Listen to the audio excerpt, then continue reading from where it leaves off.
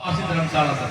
रात को बाबा साहब डॉक्टर अम्बेडकर के सिर पर बक्सा और बिस्तर और हाथ में कुछ कपड़ों के थैले और रखकर रात भर बाबा साहब को 1-1:30-2 बजे वहां से बड़ौदा के लिए रेलवे स्टेशन के लिए निकलना पड़ा।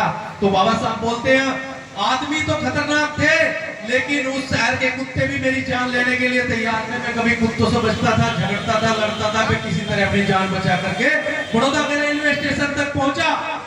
और वहां रात में कोई ट्रेन नहीं थी तो खुले आसमान के नीचे बैठ के बाबा साहब ने लेटकर रोते रोते पूरी रात बैठ कर वहां टाइम काटा कि जब मेरा ये हाल है, मैं इतनी डिग्रियां लेने के बाद, न पढ़ने लिखने के बाद ये समाज मेरे साथ ये व्यवहार किया कि राजा की बात भी मानने नहीं, ये नगर छोड़ने में मुझे भी बसोना पड़ा, तो मेरे समाज के अनपढ़ अशिक्षित और लाचार समाज के साथ ये लोग क्या व्यवहार करते होंगे।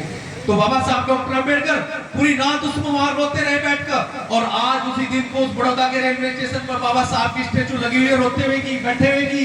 वही दिन था वो 1923 का, वो 17 सितंबर 1923 उसी बड़ौदा के रेलवे स्टेशन के वहां बड़ के पेड़ के नीचे बैठ के बाबा साहब डॉक्टर अम्बेडकर ने संकल्प लिया था। उस भूमि को आज भी संकल्प भूमि के नाम से जानते हैं। गुजरात के अंदर है बड़ौदा, वहां लोग हमारे इकट्ठा होते हैं। जब भी 23 सितंबर को वहां बहुत जनता इकट्ठी होती है, कई लाख लोग इकट्ठा होते हैं, वो संकल्प भी लेते हैं हर साल।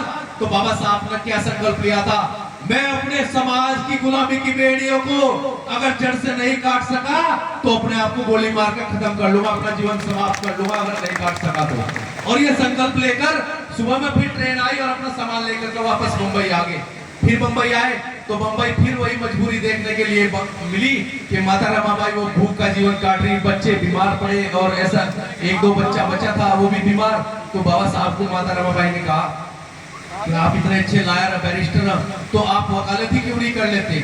तो बाबा साहब वकालत करने के लिए, अपना चैम्बर देखने के लिए, रजिस्ट्रेशन कराने के लिए मुंबई के हाई कोर्ट में गए। तो हाई कोर्ट में जो उच्च जात के लोग, जो सबसे घातक थे उच्च जात के लोग, जिनके अंदर आज भी जहर भरा हुआ, कल भी जहर था, वो लोग क्या बोलते हैं, अम्बेडकर तुम तो विदेश से पढ़ गए हो तो तुम तो वहां पेड़ के नीचे भी बैठ जाओगे, दूर तो वहां भी चल जाएगी तुम्हारी दुकान, वहां बैठ जाओ, पेड़ के नीचे इशारा कर दिया। तो बाबा साहब ने सोचा चलो कोई बात नहीं, चैम्बर इनका ही सही, हम पेड़ के नीचे ही बैठ जाएंगे। तो बाबा साहब पेड़ के नीचे बैठने लगे। दोपहरी होती थी, पेड़ के नीचे बैठे रहते थे, कोई ग्राहक कोई उनके पास नहीं जाता था। तो एक केस था, एक बढ़िया था, एक लाला, उसके बेटे को अंग्रेजों ने फांसी बोल दी थी कि फांसी होगी 100%। किसी भी वकील ने उसका केस नहीं लिया, वो उसका केस नहीं पकड़ता था। तो किसी ने इशारा किया, अरे तेरा केस वो ले लगा, विदेश से पढ़ गया, वो बैठा वहां पेड़ के नीचे अम्बेडकर। तो बाबा साहब के पास वो बनिया रोता हुआ गया, क्योंकि जो बनिए की पत्नी थी सेठानी, वो डेली कहती थी कि मेरा चाहे सब कुछ बिक जाए, मेरा इकलौता पुत्र, मुझे इसकी जान बचानी, किसी भी कीमत पे इसकी जान बचाओ। तो लाला डेली भटकता फिरता था वकीलों के पास। तो धोखे से वो बाबा साहब के पेड़ के नीचे बैठे थे, दोपहर में वहां पहुंच गया कि मेरे बेटे की जान बचा देंगे आप, और ये मेरे लड़के का केस है। तो बाबा साहब ने उसकी फाइल ले ली, चलो मुझे दिखाओ, कोई बात नहीं। बाबा साहब ने वो स्टडी की, सब कुछ किया, और प्रथम ही केस था कि मुंबई हाई कोर्ट में वो आज भी दर्ज है तारीख, बाबा साहब डॉक्टर अम्बेडकर ने वो केस जीत लिया और उस बड़ी के लड़के की जान बचा दी। सर्वप्रथम जान बचाई, वो केस जीतना, बाइज्जत वो बरी हुआ।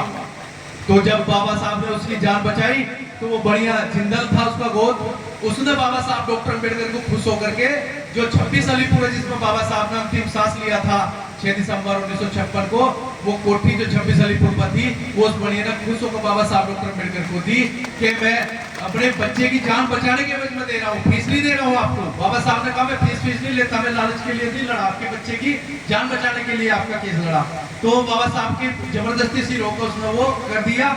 तो उस कोठी में ही बाबा साहब 26 अलीपुर जो बोलते हैं आज, वही बाबा साहब ने अंतिम सांस ली थी। तो जब बाबा साहब उस वहां रोज उसके नीचे बैठे हुए थे, पेड़ के नीचे बैठे रहते थे, तो एक दिन उसी पेड़ के नीचे बैठे बैठे वकालत करते हुए एक दिन वो ऐसा आया कि गांव के लोग, कुछ लोग दोपहर में भागे हुए आ रहे बाबा साहब की तरफ कि बाबा साहब आप घर चलो, घर चलो, डॉक्टर अम्बेडकर घर चलो।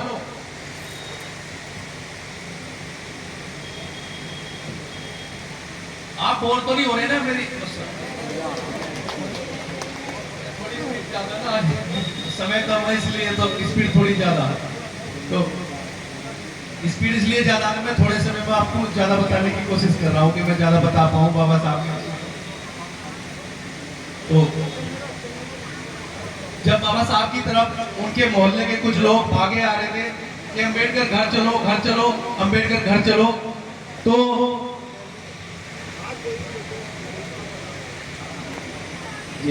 एक